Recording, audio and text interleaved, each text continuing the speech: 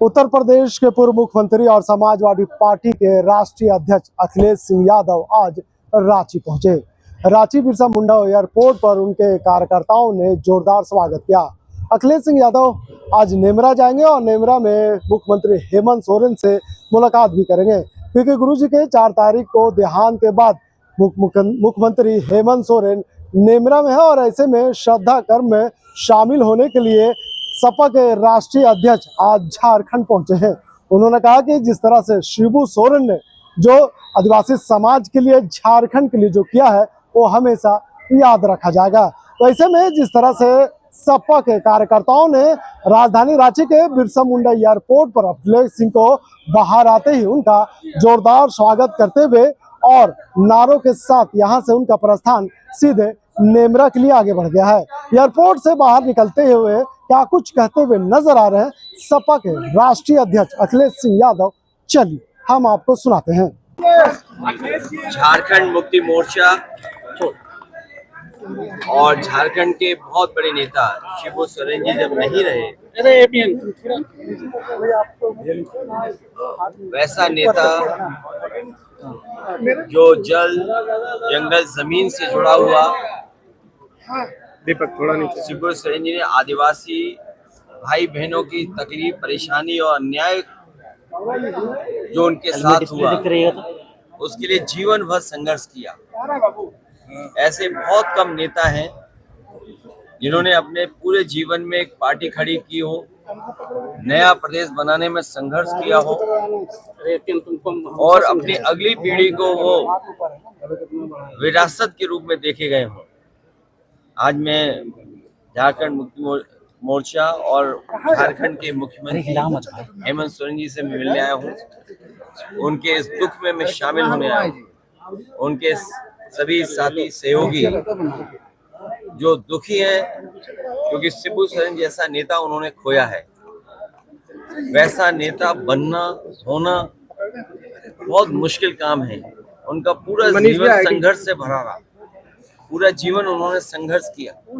आदिवासियों की संस्कृति, आदिवासियों की भाषा, आदिवासियों के वेशभूषा को लेकर के कैसे उन्हें आगे बढ़ाएं, जीवन में नहीं बढ़ रहा, उनके जीवन में खुशियां आए, अन्याय खत्म हो, उसके लिए जीवन भर संघर्ष करें।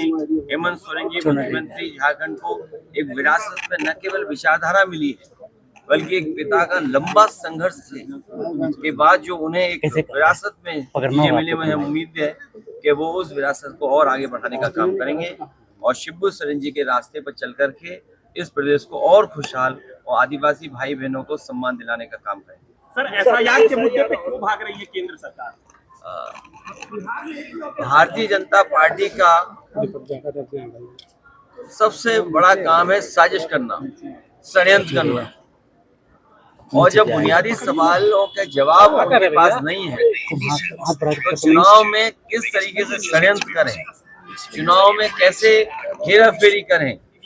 अगर एसआईआर की बात थी तो ये 1 साल पहले भी लाई जा सकती थी, प्रदेश में समय भी मिल सकता था, लेकिन जानबूझ करके जब उन्हें पता है कि बिहार की जनता उनके खिलाफ है, तो एसआईआर के बहाने ये बड़े पैमाने पर वोट काटना चाहते हैं। और जो आज एफिडेविट मांग रहे हैं कांग्रेस पार्टी के नेता राहुल गांधी जी से, समाजवादी पार्टी ने लगभग 2 साल पहले 18,000 वोट ऐसे जो डिलीट किए गए थे, जो 2019 में वोट जिन्होंने डाला था, 2022 के जब चुनाव में गए तो वो डिलीट रहे, उसकी हमने एफिडेविट के साथ जानकारी दी और शिकायत दी। अभी भी एक भी अधिकारी के खिलाफ कार्रवाई नहीं है। अगर एक भी जिलाधिकारी या वरिष्ठ अधिकारी के खिलाफ कार्रवाई हो जाएगी तो किसी भी नागरिक का वोट नहीं काटा जाएगा। ये हकमारी तो करते ही थे, ये भारतीय जनता पार्टी के लोग हकमारी तो करते ही हैं, लेकिन अब मतमारी भी कर रहे हैं। जो मतदान का अधिकार है उसको भी छीनना चाहते हैं। ये फतेहपुर में जो कुछ हुआ है वो दुर्भाग्यपूर्ण है और भारतीय जनता पार्टी पे जब अपनी उपलब्धियां खत्म हो जाती हैं तो उनका वो सोची समझी जो रणनीति है जो अंग्रेजों से लिया उन्होंने, भारतीय जनता पार्टी की पूरी विचारधारा अंग्रेजों से दी गई है। डिवाइड एंड रूल, हिंदू मुसलमान के बीच में नफरत फैलाना। अगर हम हक की बात करें तो हिंदू मुसलमान को आगे कर देना, ये जिस तरह का काम हुआ है फतेहपुर में, सरकार को उन दोषी लोगों के खिलाफ कार्रवाई करनी चाहिए। जितने लोग वीडियो विजुअल्स में दिखाई दे रहे हैं उन सबको जेल भेजना चाहिए।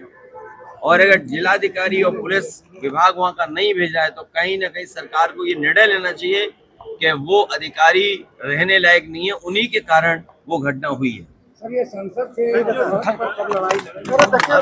लड़ाई लगातार चलती रहेगी क्योंकि लंबी लड़ाई है, लगातार चलते रहना पड़ेगा।